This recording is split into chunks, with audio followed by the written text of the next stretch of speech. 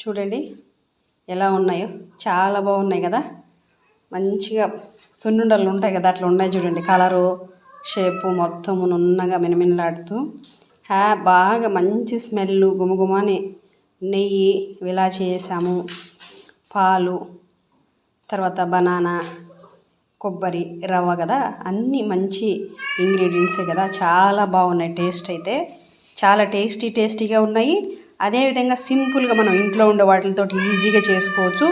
స్నాక్స్కి, పిల్లలకి ఇంట్లో తినడానికి, అలాగే దేవుడికి మనం నైవేద్యం పెట్టడానికి అయితే కూడా చేసి పెట్టచ్చు. ఇవి చాలా బాగుంటాయి, మంచిగా ఉంటాయి. అదేవిధంగా at the same time healthy కూడా. ఓకేనా అండి, థ్యాంక్ యూ అండి. అలాగే ఫస్ట్ టైం ఎవరైనా మన ఛానల్ చూస్తున్నట్టయితే సబ్స్క్రైబ్ అయితే చేయండి, లైక్ చేయండి, షేర్ చేయండి, కామెంట్ బాక్స్లో అయితే కామెంట్ చేయండి. ఇప్పుడు దాకా మన ఛానల్ చూసి ఆదరిస్తూ